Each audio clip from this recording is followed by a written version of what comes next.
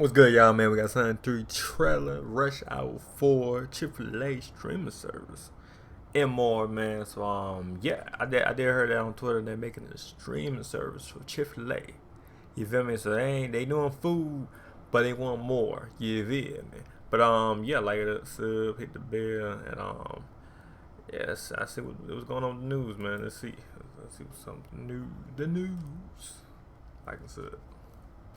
Appreciate you clicking on this video, my movie peeps. I've got some really odd and random stories I've collected. Not gonna lie, hasn't been an exciting week, but I gathered these up because I just wanted to make some content, man. So some of the stories we're going to be talking about here today, guys, is looking at the Sonic 3 marketing and just how weird it has been. We finally got the answers to why every studio in Hollywood is rejecting Rush Hour 4. Chick-fil-A coming out with their own streaming service. What? Oh, we're going to be diving into that along with Yeah, 4, so you guys leave me your opinions down below. They said food ain't it. They said food is it, but we need some more. We need more. Chick-fil-A said we need more. You feel me? And I don't know how that shit gonna work, but yeah. Well, with everything we discuss here today, also just wondering how many of you out there even care about the Crow movie? I got my tickets to see it tonight, but I don't feel like anyone's talking about this Crow movie. I'm gonna go in hoping it's good, but I don't know. But jumping into the first movie news story here today, we had a trailer released for a movie that I think actually looks pretty fun. It's a movie called Y2K, and it'll be starring Rachel Zegler, Jaden Martell, and Julian Dennison, where it's a horror comedy playing into what a lot of people thought was gonna happen when we went from the year 1999 to the year 2000. That for some reason, all technology would crash and crumble, and we'd start living in a post-apocalyptic era. Well, in case you didn't know, that didn't happen. Just like the year 2012 wasn't the end of the world. You guys remember that? But in this movie, it looks like it will be the end of the world, and we have a lot of 90s technology that'll all like Transformers up together and try to kill you. Honestly, this looks like a fun, good time. It's not taking itself too seriously, but at the same time, you are gonna get some bloody sequences. This is a movie that also premiered at South by Southwest earlier in the year, and a lot of those reviews were very glowing, saying that the movie's a blast and very entertaining. So I don't know, I think we're starting to lean into that era where 90s is becoming the new 80s, and we're just nostalgic to see movies with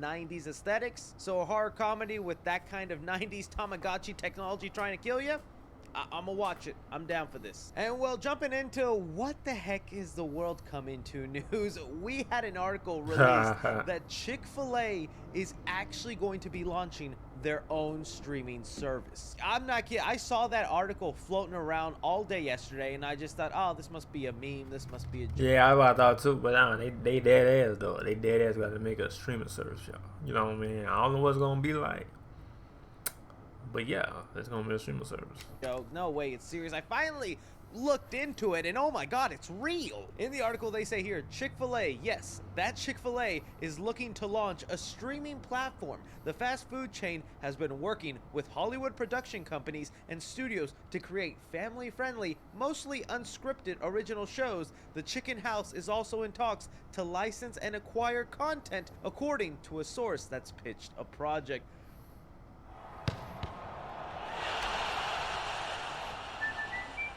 Shop Old Spice.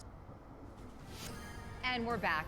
The team is looking down the barrel of a 4:55 meeting. Can they turn it around and Why?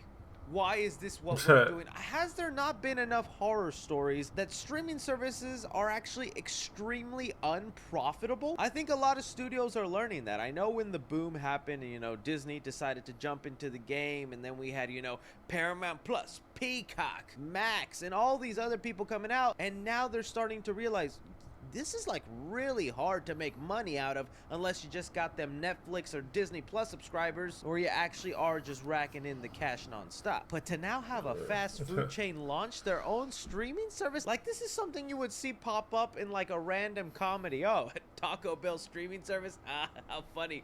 This is our reality now. I can't imagine there actually being a show on the Chick-fil-A streaming service or a movie that I would genuinely be dying for. People have already busted out their jokes like, was the streaming service gonna shut down its servers every Sunday? You can't watch the Chick-fil-A show on Sundays? That would actually be hilarious. I actually hope they do that. But also, Chick-fil-A is a very Christian company. These licensed shows and movies they're gonna be hitting up Angel Studios, the studio that makes all those religious movies that your grandma ends up going to because her church talked about it. That's what they're essentially gonna end up playing on this network. So I can only honestly see this going terribly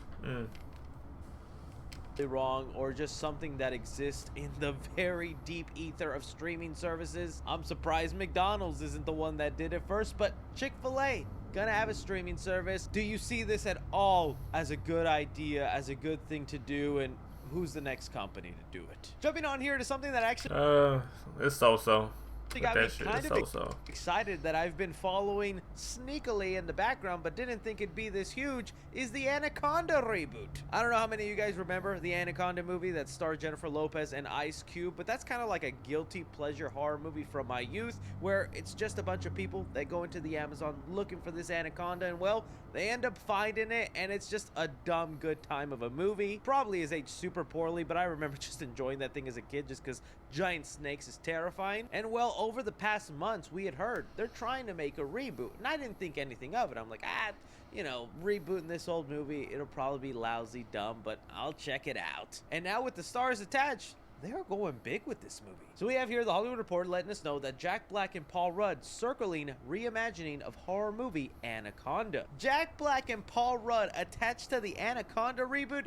Did not see that coming. Those I think are pretty huge stars to be the reboot of what was a lousy fun 1990s movie. But what's even weirder than this casting choice is the plot for this reboot. So here it goes. It says, according to the sources, the new story involves a group of friends facing midlife crisis who are remaking their favorite movie from their youth. They head to the rainforest only to find themselves in a fight for their lives against natural disasters, giant snakes, and violent criminals. And I, again, did not expect that to be the plot for the Anaconda reboot, going into a meta route where the Anaconda movie exists within this universe, and now two guys want to go and remake it, and they meet an anaconda. Looks like they're going for the comedy horror route, which could be a lot of fun. I do like these two actors. I know Jack Black's been under a lot of heat, understandably so, but I think this could be fun. I throw it off to you guys. The Anaconda reboot. You like these casting choice? The plot of this?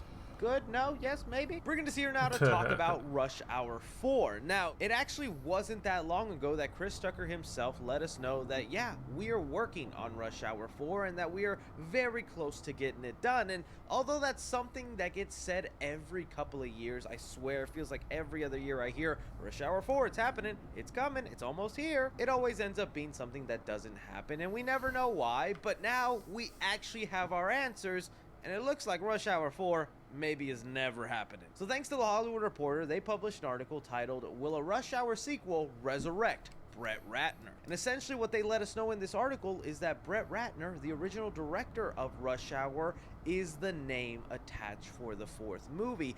The people who own the rights to Rush Hour and want to make this movie are pitching the film with Brett Ratner to direct it, and that's the biggest problem, because Brett Ratner was accused of sexual misconduct. Yeah, I heard about that, and I was like, oh, that's why they ain't making it, because he you know, he accused of something.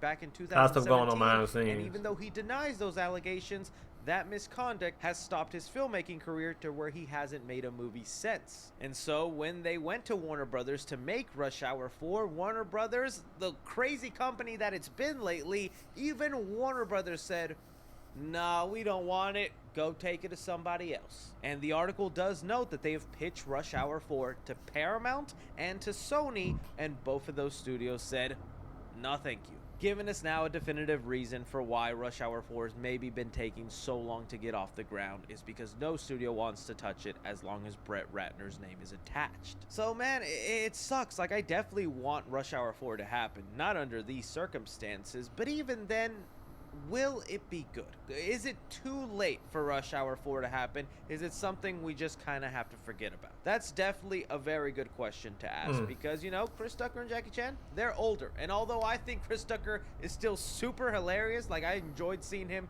in the little scenes he had in the movie Air, one of the other parts I love about Rush Hour is all the fight choreography, and Jackie Chan is getting up there in age. And although I bet he can pull off some of those scenes, how good will it actually realistically look? look, and will it just be one of those sad movies where we see our old favorite heroes just be old and sad on screen, and that's not really fun for everybody, right? So I don't know. I kind of would still love Rush Hour 4 to happen. I'm hoping they get a different director and something can come about it, but now we definitively know why Rush Hour 4 has been taking forever to get off the ground. What are your guys' opinion on this situation? Bringing us now to talk about Sonic the Hedgehog. Oh boy almighty. Sonic. Where do we even begin? Sonic fans are beginning to get worried. An article was even made recently saying, has Sonic 3 been delayed? Fans slam terrible marketing and demand trailer. It's honestly no surprise that there has been a big push in the Sonic fan community about what is going on with Sonic 3 and how mysterious the project has been up until this point. If you actually look at the release calendar for the movies being released this December, every major movie has now gotten a trailer out except Sonic 3. And even the little bit of marketing that we have gotten from Sonic 3 is just repurposed stuff from Sonic 2. We currently had Gamescom going on this week, and while a lot of people thought that's where they would release the trailer for Sonic 3, they didn't, but they did have some stuff promoting the movie on the floor, and all the promotional material was all recycled stuff from Sonic 2. I mean, even just looking at this standee that they put there, although the Sonic 3 logo is there, those stills and images are renders and positions that were originally marketed for Sonic 2. I mean, it makes it look like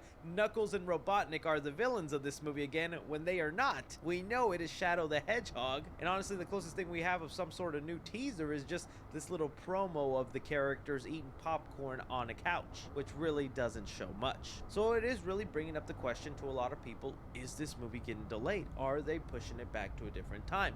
I don't think we're getting that crazy. I am still certain that the reason they just haven't is because Paramount is locked in on really marketing Transformers 1, and until we get to the week of that movie, that is when we will begin to see the marketing for Sonic 3. I know there was a report going around that we would get the third Sonic trailer during the month of August, and we're about almost a week and a half away from August ending, and it doesn't look like it's coming any sooner. So while I do agree, the marketing so far for Sonic 3 has been terrible because we've been getting toys and reused promotional material from Sonic 2, I don't think it is time to panic yet. The time, you know what I'm saying? Don't panic, y'all. Just stay, you know what I'm saying? You know, don't panic. Panic is if we don't get any trailer for the release of Transformers 1, then that's when I would really start worrying. But as of right now, I'm just saying wait till the week of Transformers 1. I'm thinking that's when you get your trailer, and then it's going to be non-stop crazy Sonic marketing. But that is all the interesting movie news I saw currently going around. I know there's been other little weird stories, but nothing really that huge. Be on the lookout for the review of The Crow. Don't forget to like, subscribe, follow me on Twitter at 3C Films or on TikTok at 3C Films. But as always, I'm Chris. Take care. Anyway, man, like it up, man. It's on my channel, man. Let me know what you think about these news. Let me know y'all worry about Sonic or not. Let me know y'all, you know, keeping hope. Keeping hope alive for Sonic 3 trailer.